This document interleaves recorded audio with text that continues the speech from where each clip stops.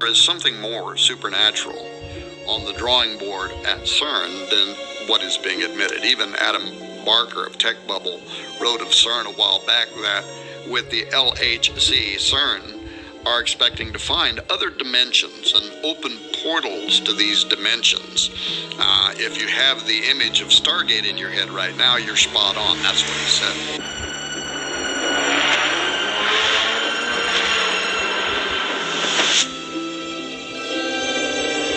And then he went on to draw parallels to the biblical story of Jacob's ladder. Perhaps you remember the dream that says, "Behold, there was a ladder set up on the earth, and the top of it reached to heaven.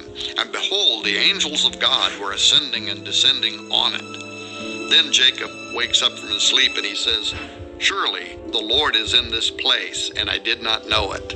And he was afraid.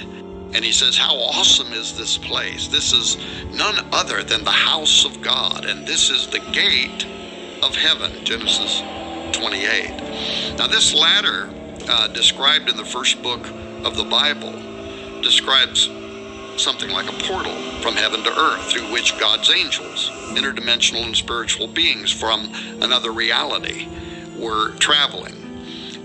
When Jacob wakes up, he refers to the location as a gate, much like today's trendy terms gateway or Stargate. One of CERN's goals is to recreate Jacob's ladder, according to Barker, and to reopen a portal.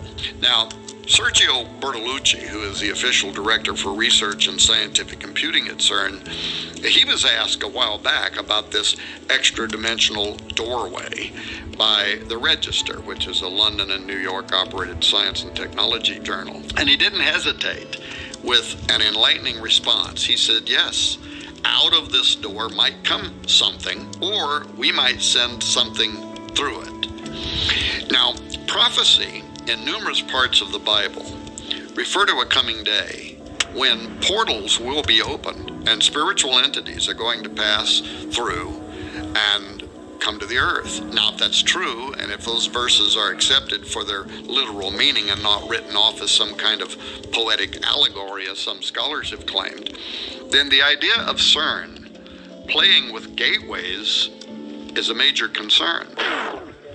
This is Houston. Say again, please? And if, as CERN claims, they're only out to explore space-time, matter, particles, and the origin of our known universe and planets from exclusively a scientific or Darwinian-related perspective, if their agenda is unrelated to Bible prophecy entirely, then what is it with all this mystical symbolism that they knowingly are associating themselves with? Wouldn't it be more appropriate for them just to proudly display a polished statue of a particle or some artist depiction of the Big Bang instead of the statue of Shiva? For those who have not yet heard about this controversial piece of art that CERN proudly exhibits between buildings 39 and 40 near the main building of their operation, it stands as really the most visible and celebrated imagery behind their work, Shiva. This is the Hindu god of destruction.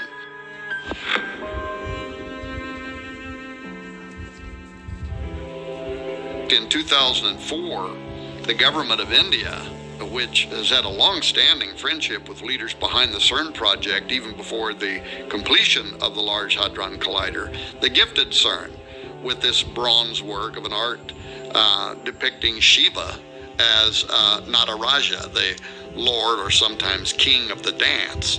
This dance that Shiva performs in the sculpture is the one that provides the source of the creation cycle in Hindu mythology, the preservation of all life in existence and the termination of all life in existence. The Rudra Tandava is a dance that especially displays Shiva's sadistic personality as he rains down the ultimate destruction upon a weary planet.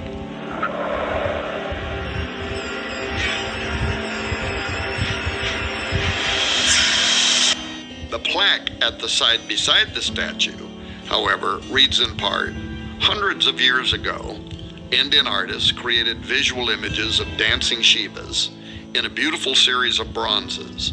In our time, physicists have used the most advanced technology to portray the patterns of the cosmic dance.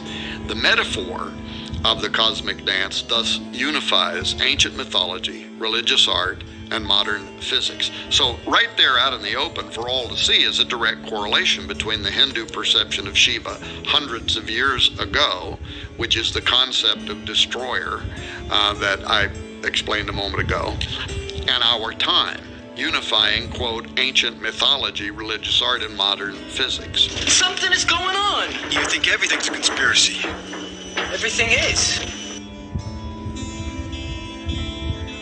Additionally, and perhaps even more important, there's a significant section of CERN that is built upon the St. Genus Poili, which is a commune in Ain, a department of France. In Roman times, the St. Genus Poili was called Apaliacum, but the town and a temple were dedicated there in ancient times to Apollyon, the destroyer, the Shiva Horus, if you will. Apollyon is also the angel of the bottomless pit, referred to in Revelation 9:11. And then there is a connection between CERN and the Gothard-based tunnel, the GBT, which is the world's deepest and longest tunnel system, consisting of two parallel passages, each moving in a single direction on a single track. The GBT passes directly beneath St. Gothard's Pass, a strategic north-south corridor that connects northern and southern Switzerland. The connection to the Large Hadron Collider has to be made primarily because of the bizarre opening ceremony that was live streamed to the entire world on June 1, 2016, that included this highly occult, demonic dance with characterization, beginning with a call to unite the religions of the world by conducting an interfaith blessing of the tunnel beside a statue of St. Barbara, the patron saint of miners. Following the blessing at the statue of St. Barbara, the press, along with visiting dignitaries, also paid tribute to the 9 miners who had lost their lives during construction of the tunnel. Bodio's southern portal provided the visiting dignitaries a disturbing parade, really, of miners, erotic dancers, zombies, fallen angels, all of whom were obeying the call of what they called the shepherd, whose yodels invoked the appearance of the event's infernal master of ceremonies, a goat man, portrayed by a young and energetic dancing male.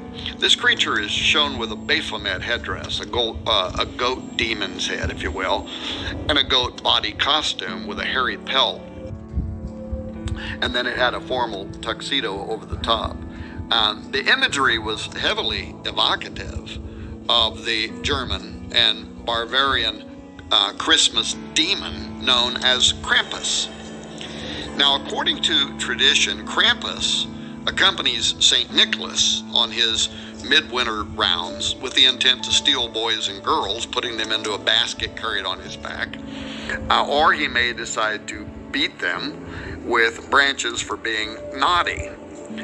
Maurice Bruce published a book on pre-Christian Alpine traditions in 1958, and he had this to say about the half-goat, half-demon entity. There seems to be little doubt as to the true identity, for in no other form is the full regalia of the horn god of the witches so well preserved. The birch, apart from its phallic significance, may have a connection with the initiation rites of certain witch covens, rites which entailed binding and scourging as a form of mock death. The chains could have been introduced in a Christian attempt to bind the devil, but again, they could be a remnant of pagan initiation rites. Many show the goat man in formal dress and a tuxedo-style cutaway formal coat and trousers, but with his usual horned goat face, and always with his tongue extended. Now, this tongue out pose seems to be popular with ancient gods, whether they're Mayan, Hindu, Babylonian, Egyptian, Greek, or even British. For some reason, the coat of arms from the Prince of Wales supports both a lion and a unicorn with their tongues extended, for instance. More than likely, this tongue position represents sex magic, fornicating with fallen angels. The ancient symbol of the horned god, referenced by Maureen Bruce in the quote that I made a moment ago, it allows us to connect our goat demon from the opening ceremony at the GBT to CERN. Despite the fact that the Large Hadron Collider sits 3 to 4 hours down a twisty road from the location, the horn god's circular logic and passion for human depravity, Hernunos, as is sometimes called, or Cernunos, or the Green Man of British lore, simply had to make an appearance at this occult ceremony. Josh Peck and I and many other researchers have written extensively regarding the in-game plans for tunneling beneath the earth and smashing atoms to smithereens as nothing more than a thinly veiled attempt to open portals. But the opening ceremony at Gotthard made it clear that these portals are intended to do something else, and that is to release demonic entities. The twin tunnels of the Gotthard base tunnel commence with twin portals on a single track. These northward and southward journeys symbolize the death, birth, death cycle of the Green Man, who dies in the fall and winter and rises in the spring, summer. The tunnel ceremony was all about sex rights and rebirth, leading to a new world order that's a complete reversal of the Judeo-Christian design.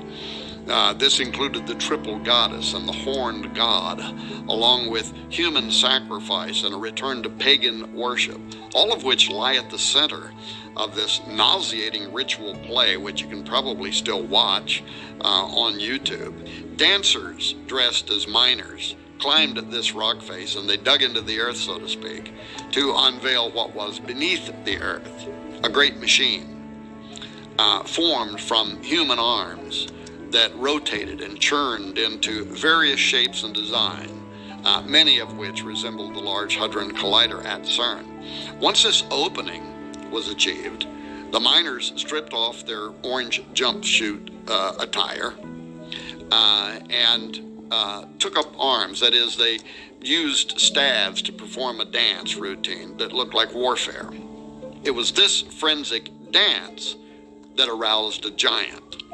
So clearly, the endeavor connected to CERN is far more than Switzerland's braggadocio about an engineering feat. The connection between CERN and ritualistic summoning of a sleeping giant, the horned god of Cernunnos, or even Melkart, both are types of the rising, dying god. And Melkart slept for half the year, which may be why Elijah told the priests of Baal to call louder, because he might be sleeping. Of course, I can only speculate, but I note the connection between Nimrod, Apollo, and Abaddon, Apollyon at CERN, and the history of the region are all highly curious. Apollo was worshipped by the Romans of that area, as well as the Greeks and in central France. Apollo was equated with the Celtic god Atep Omerus. These two characters were combined to create Apollo Atep Omerus, which can be translated as great horseman or possessing a great horse. In the Celtic belief, horses were closely related to the sun.